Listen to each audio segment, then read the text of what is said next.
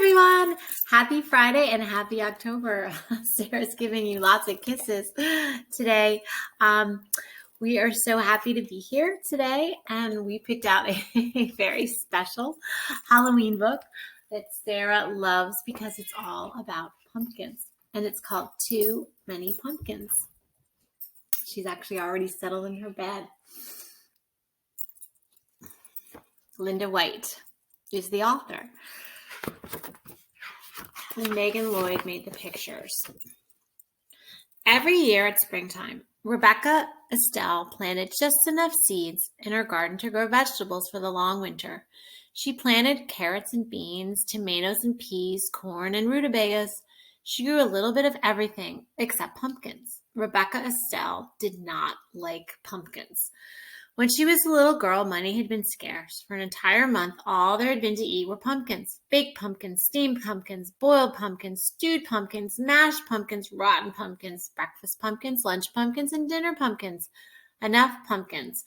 When things finally improved and there was more money to buy food, Rebecca Estelle decided she would never eat pumpkins again, or even look at one, not ever.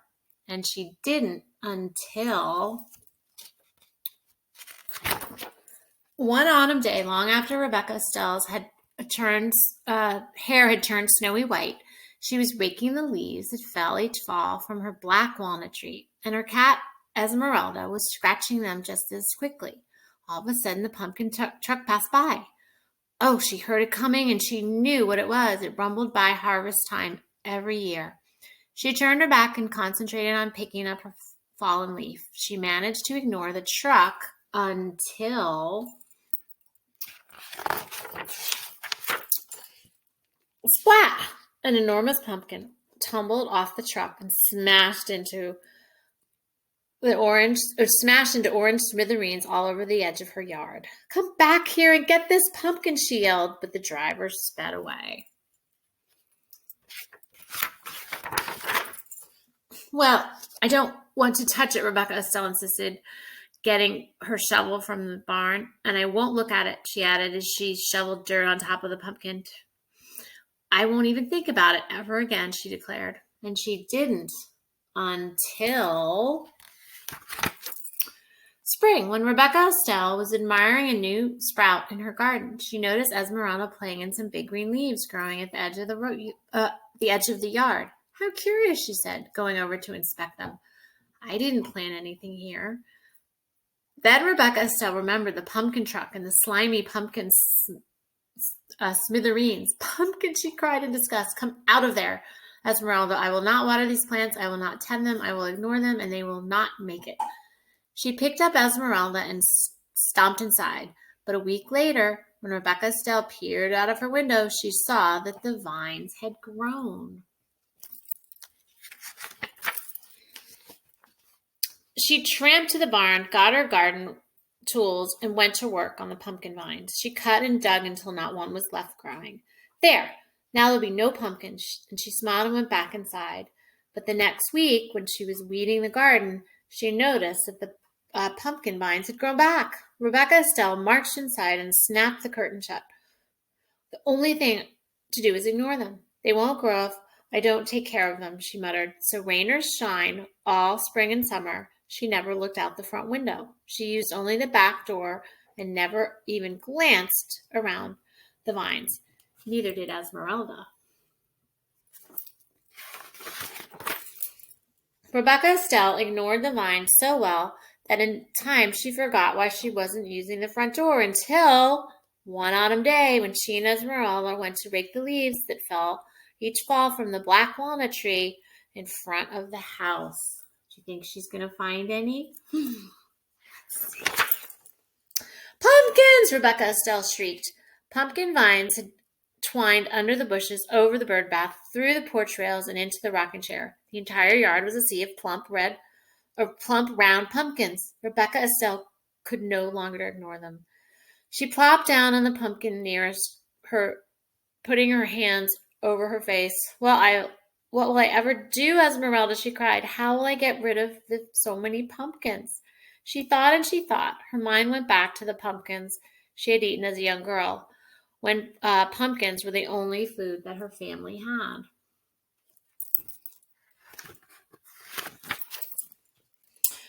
Well, we can't let them just stay here, she told Esmeralda. Some people might need these pumpkins, and I suppose there are folks crazy enough to like them.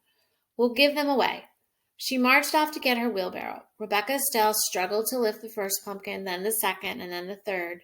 She huffed and she puffed, and she wheeled and she loaded, wheelbarrow into the lane. I'm so tired. I'm too tired to deliver these heavy pumpkins, Rebecca Estelle grumbled. She mopped her brow with her apron and wondered what to do next. Perhaps if I make them into pies, they'll be easier to deliver. Such a nuisance, she said.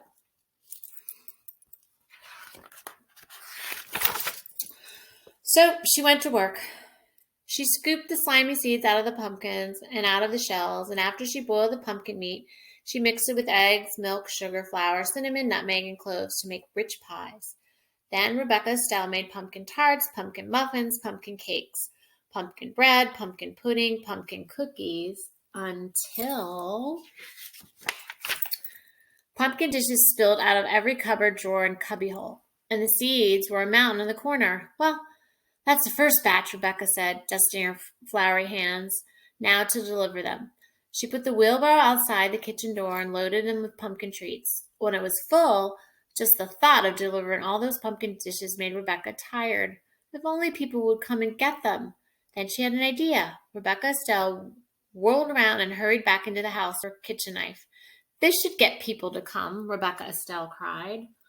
What do you think she's going to do?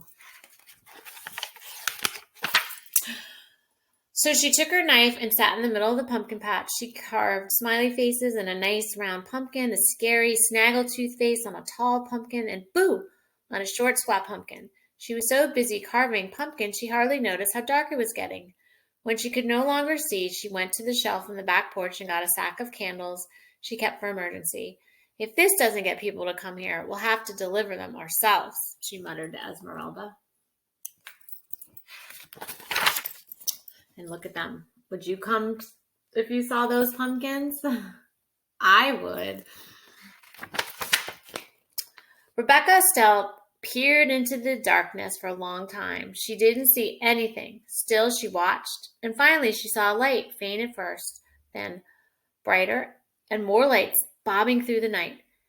Here they come, she shouted. Esmeralda, let's heat some apple cider. See all the lights? It's kind of hard to see, but there are lights coming. Young and old, everyone in the town came. Rebecca Estelle, we thought you didn't like pumpkins, they said. We saw your jack-o'-lanterns from the end of the road and came for a closer look. I was hoping you would, said Rebecca Estelle. Where did you ever find all these pumpkins? People asked. I came by them quite by accident, Rebecca Estelle said, smiling. Would you like some pumpkin pie? There's plenty. She winked at Esmeralda. Everyone enjoyed the pumpkin pie and cider and had a good time. So did Rebecca Estelle. And then, when they were ready to go home, she made sure each carried a jack-o'-lantern, a bag of seeds for roasting, and a pumpkin treat. Rebecca Estelle gave away everything that reminded her of the pumpkin she had, or that she had always not really liked, until all that remained was a handful of seeds. Those she tucked snugly in her pocket, where they would be safe until planting for next spring. Sara, come here. Sarah's going to come and say goodbye. And Sara says what she would like you to do, here she is see if you can find some pumpkins this weekend and see how many you can count in your neighborhood, or maybe you'll even get one. Sara is very licky today. And actually what happened in our yard, we had pumpkins and the squirrels must have taken them, and we had pumpkins that grew by accident. So I guess it happens all around. But we hope you have a wonderful October and getting ready for Halloween and all the fun. And Sara's going to say goodbye. Bye, everyone.